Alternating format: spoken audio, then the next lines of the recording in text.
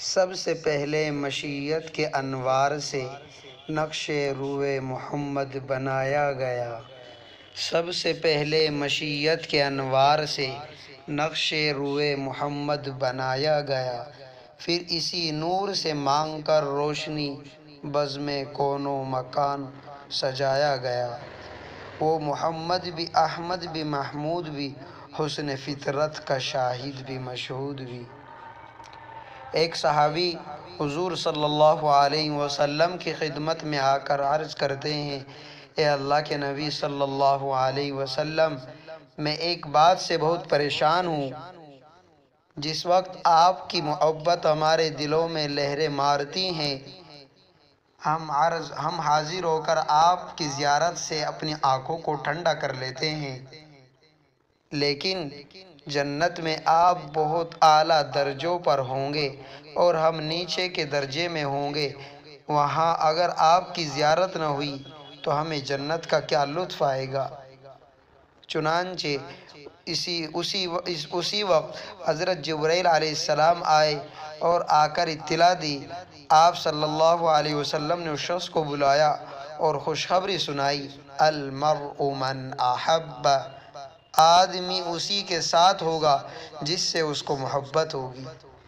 صحابہ اکرام فرماتے ہیں کہ پوری زندگی میں ایمان کے بعد جتنی خوشی اس حدیث سے ہوئی کسی اور حدیث سے نہیں ہوئی، کیونکہ یقین ہو گیا کہ آخرت میں ہمیں حضور کا ساتھ نصیب ہوگا۔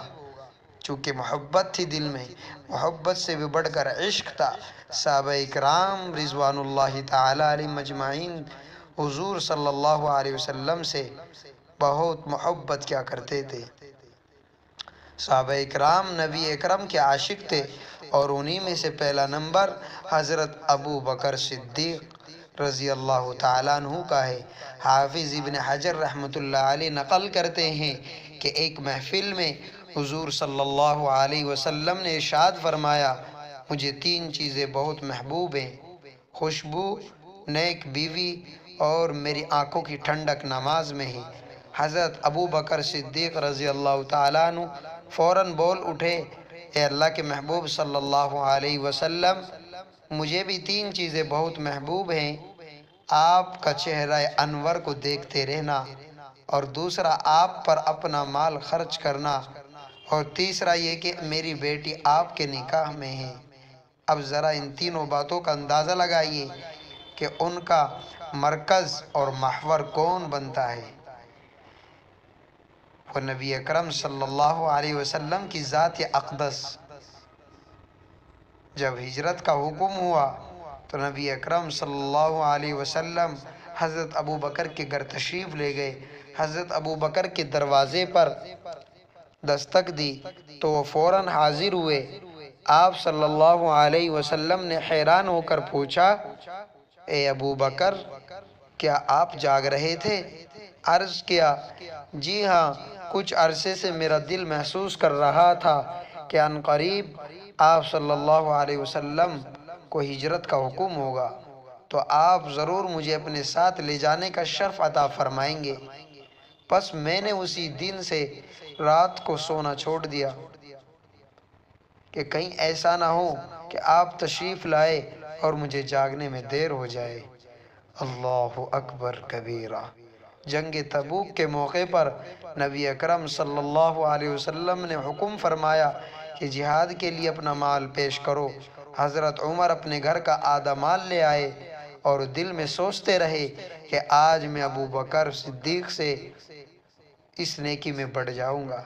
لیکن جب صدیق اکبر رضی اللہ تعالیٰ عنہ آئے تو نبی اکرم صلی اللہ علیہ وسلم نے پوچھا، اے ابو بکر، آپ اپنے پیچھے بیوی بچوں کے لیے کیا چھوڑ آئے؟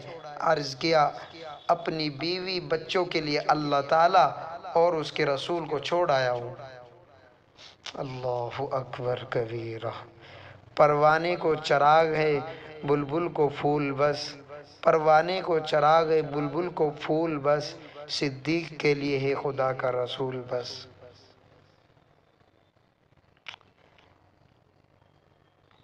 نبی اکرم صلی اللہ علیہ وسلم کا وصال مبارک ہوا تو صدیق اکبر نے اپنا غم ظاہر کیا۔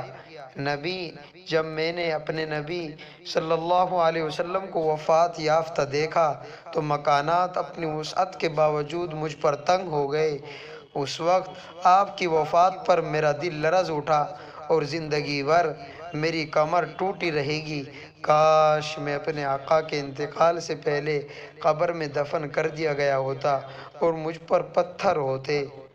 کیا محبت تھی صحابہ اکرام کے دلوں میں، اور پھر صحابہ اکرام میں سب سے بڑھ کر حضرت سیدنا صدیق اکبر۔ جب غار ثور میں پہنچنے کے لیے پہاڑ پر چڑھنے کا وقت تھا تو نبی اکرم صلی اللہ علیہ وسلم پاؤں کے پنجے لگا رہے تھے اور ہاتھوں کے بل اوپر چڑھ رہے تھے، پورا پاؤں نہیں لگا رہے تھے۔ اسی طرح چڑھنے کا مقصد یہ تھا کہ قدموں کے نشان نہ لگے، تاکہ دشمن قدموں کے نشان دیکھ کر پیچھے نہ آ جائے۔ جب حضرت صدیق اکبر نے یہ دیکھا کہ محبوب صلی اللہ علیہ وسلم زمین پر پورے پاؤں نہیں لگا رہے، فقط پنجے لگا رہے ہیں، تو آپ نے حضور سے عرض کیا، اے اللہ کے محبوب، ابو بکر حاضر ہے، مہربانی فرمائیے آپ میرے کندھوں پر سوار ہو جائیے۔ چنانچہ نبی اکرم صلی اللہ علیہ وسلم حضرت سیدنا صدیق اکبر کے کندھوں پر سوار ہوئے اور وہ نبی کریم کو لے کر غار ثور تک پہنچے۔ یہ معراج محبت ہے، یہ اعجاز محبت ہے، یہ معراج محبت ہے، یہ اعجاز محبت ہے۔ ہزاروں زخم کھا کر مسکرانا شادماں رہتا۔ اللہ تعالی ہمیں حضور سے اور حضور کے اس پکی سچی اور کائنات کے سب سے مقدس ہستی، اگر حضور کے بعد کوئی ہے تو وہ صحابہ کرام کی جماعت ہے۔ اللہ تعالی ہمیں صحابہ کرام کا سچا جانشین اور ان کی ایک ایک اداؤں پر ہمیں، جیسے ہم حضور کی سنت پر عمل کرے، ایسے ہی حضرات صحابہ کرام کے قول و فعل اور عمل کو اپنے سینے سے لگا کر اس پر عمل پیرا ہو جائے، اور صحابہ سے ہمارے دلوں میں اللہ تعالی اعلیٰ درجے کی محبت جو صحابہ کرام سے ہونی چاہیے اللہ تعالی ہمارے دلوں میں پیدا فرمائے۔ اور جو لوگ صحابہ کرام کو بدنام کرتے ہیں یا ان کے اوپر کیچڑ اچالتے ہیں، اللہ تعالی ان کی زبان کو اللہ تعالی بند کر دے۔ اللہ تعالی صحابہ کرام کے لیے ہمیں مر کٹنے کا جذبہ بھی ہمارے اندر پیدا فرمائے کہ ہم صحابہ کرام کی شان میں کوئی بھی خلاف اور ناگوار واقعہ نہ سن سکے۔ اللہ تعالی ہمیں عمل کی توفیق سے نوازے، آمین۔ اللہ تعالی سبھی سننے والوں کو اپنی رضا عطا فرمائے۔ اللہ تعالی ہمیں اپنی محبت اور اللہ تعالی اپنی مغفرت عطا فرمائے، اپنے نیک بندوں میں شامل فرمائے۔